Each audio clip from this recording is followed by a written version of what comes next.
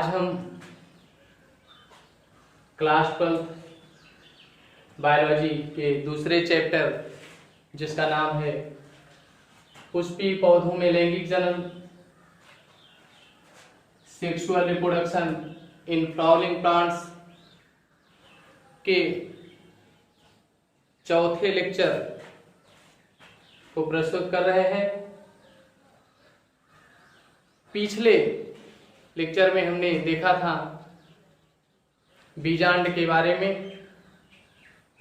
पुष्पीय पौधों में बीजांड की संरचना कैसी होती है, बीजांड के प्रकार कैसे होते हैं। आज हम इस लेक्चर में दीर्घ बीजाणु जनन या महाबीजाणु जनन, जिसे आप मेगास्पोरोजेनेसिस कहते हैं, क्या होता है, कैसे होता है, इसके बारे में पढ़ेंगे। इसके पहले भी हम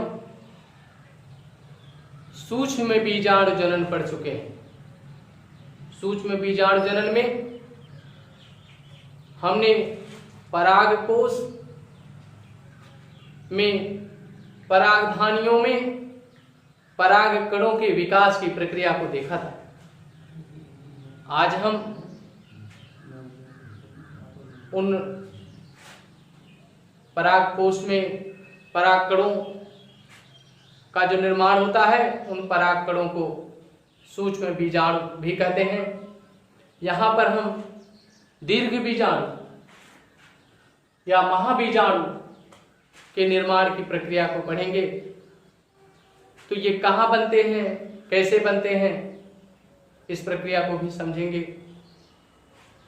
तो अगर हम रोके सर, रोके। दीर्घ बीजाणु जनन की प्रक्रिया को परिभाषित करें तो आप कह सकते हैं दीर्घ बीजाणु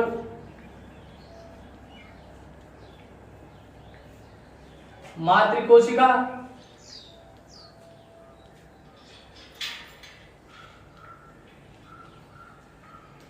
जिसे आप मेगास्पोर मदर सेल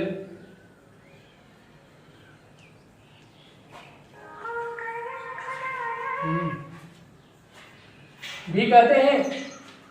इस दीर्घ बीजाणु मातृकोशिका मेगास्पोर मदर सेल से दीर्घ बीजाणु या आप इसे महाबीजाणु भी कहें,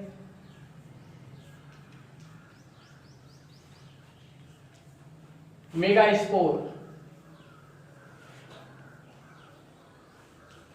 अर्थात मेगास्पोर मदर सेल से मेगास्पोर या फिर दीर्घ बीजाणु मातृकोशिका से दीर्घ बीजाणु या महाबीजाणु के बनने की जो प्रक्रिया होती है, उसी प्रक्रिया को ही आप दीर्घ बीजाणु जनन कहते हैं। यह प्रक्रिया बीजांड में होती है। मेगास्पोर बीजांड में बनते हैं। तो बीजांड में ये कहाँ बनते हैं, कैसे बनते हैं, इसको हम एक चित्र की सहायता से देखेंगे।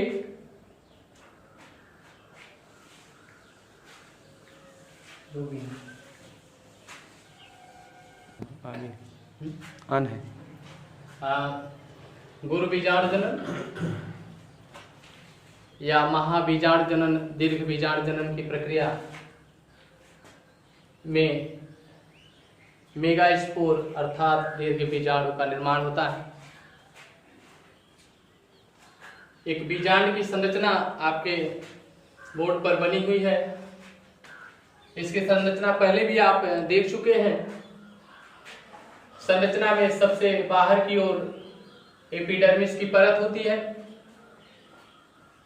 एपिडर्मिस के भीतर हाइपोडर्मिस की परत होती है। इसके भीतर का जो ऊतक होता है, टिश्यू होता है, उसे आप न्यूक्लियस कहते हैं। आप देखते हैं बीजांड में आवरण होते हैं।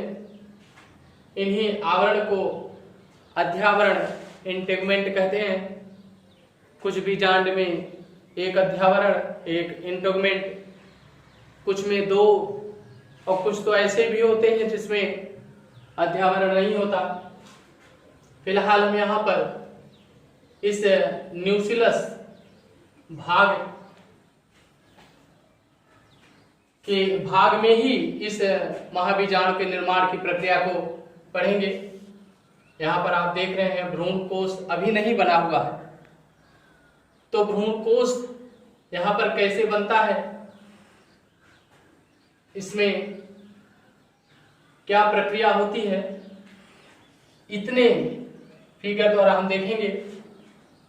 तो सर्वप्रथम हम इसी का एक रूप यहाँ पर देख रहे हैं, जिसमें सबसे बाहर की ओर एपिडर्मिस, भीतर हाइपोडर्मिस और अंदर न्यूक्लियस होता है। इसी न्यूक्लियस में इस हाइपोडर्मिस परत की कोई एक कोशिका शेष कोशिकाओं से भिन्न होकर आकार में बड़ी हो जाती है, भिन्न हो जाती है। इसे आप प्राइमरी आर्कीस्पोरियल सेल कहते हैं। यह प्राइमरी आर्कीस्पोरियल सेल विभाजन करती है, अनुप्रस्थ विभाजन करती है, परिणत विभाजन करती है। इस विभाजन के फलस्वरूप 2 कोशिकाओं का निर्माण होता है। जो बाहर की ओर कोशिका होती है उसे हम पेरिएटल सेल, और जो भीतर की ओर कोशिका होती है, जो भीतर की ओर कोशिका होती है उसे हम स्पोरोजिनस सेल कहते हैं। पेरिएटल सेल 1 या 2 विभाजन के पश्चात विभाजन करना बंद कर देती है, अर्थात इसकी वृद्धि रुक जाती है। परंतु स्पोरोजिनस सेल में विभाजन तो नहीं होता, लेकिन यह आकार में वृद्धि करती है, और वृद्धि करके अर्थात ये सेल नष्ट हो जाती है।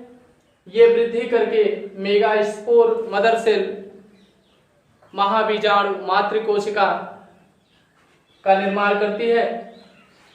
ये मेगास्पोर मदर सेल में विभाजन होता है। कैसा विभाजन होता है? मियोसिस होती है, अर्धसूत्री विभाजन होता है। अर्धसूत्री विभाजन के फलस्वरूप 4 अगुणित हैप्लॉइड या यन कोशिकाओं का निर्माण होता है। इन्हीं कोशिकाओं को आप मेगास्पोर सेल, महाबीजाणु कोशिका या दीर्घ बीजाणु कहते हैं, महाबीजाणु कहते हैं। इस मेगास्पोर में से 3 कोशिकाएं 1, 2, 3, ये कोशिकाएं धीरे धीरे नष्ट हो जाती हैं। एक कोशिका जो बच जाती है उसे हम फंक्शनल मेगास्पोर यानी कि क्रियात्मक महाबीजाणु कोशिका, और जो नष्ट हो जाती है उसे हम डिजनरेटेड मेगास्पोर सेल कहते हैं। ये फंक्शनल मेगास्पोर में कुछ परिवर्तन होते हैं, और परिवर्तन के फलस्वरूप मादा युग्मकोद्भिद और मादा युग्मक का निर्माण होता है। इस प्रक्रिया को भी हम चित्र के द्वारा ही समझेंगे। रुकी जी।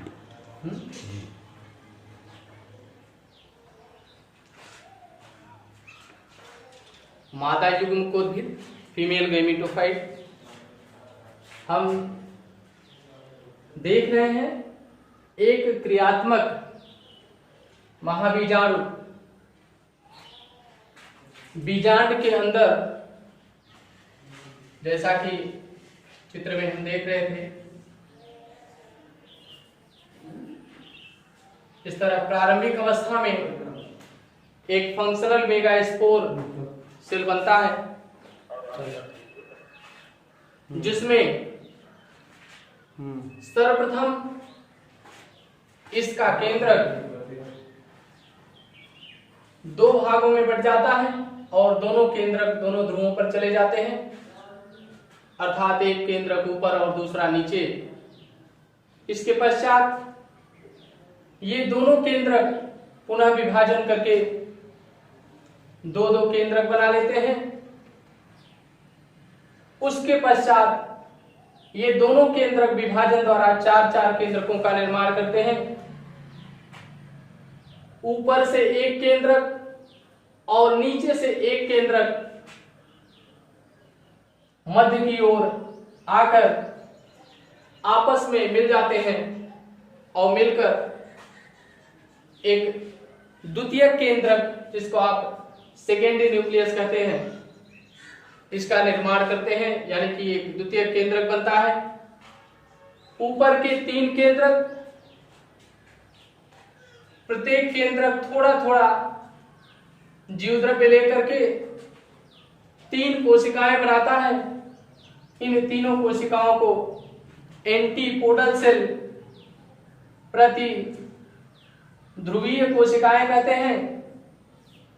और इसके विपरीत छोर पर के तीनों केंद्रक भी तीन कोशिकाओं का निर्माण करते हैं, जिनमें से दो कोशिकाएं जो सतह से लगी होती है, इन्हें हम सिनर्जिड सेल या हिंदी में आप इन्हें सहायक कोशिका कहते हैं।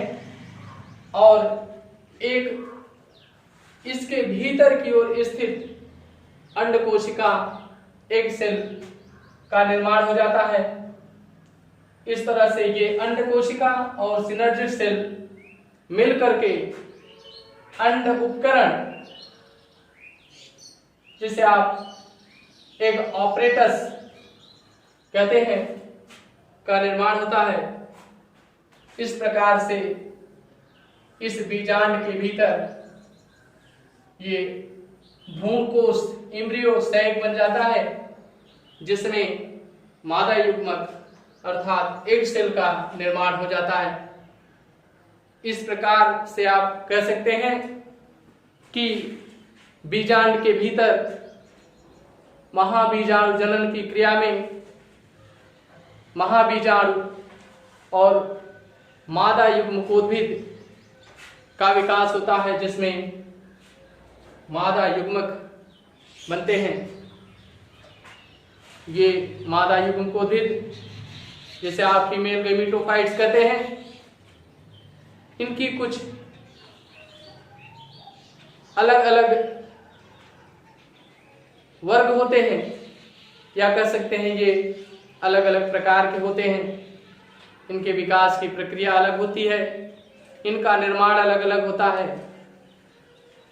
इसके बारे में हम अपने अगले लेक्चर में देखेंगे, जिसका आरंभ होगा मादा युग्मकोद्भिद के प्रकार से।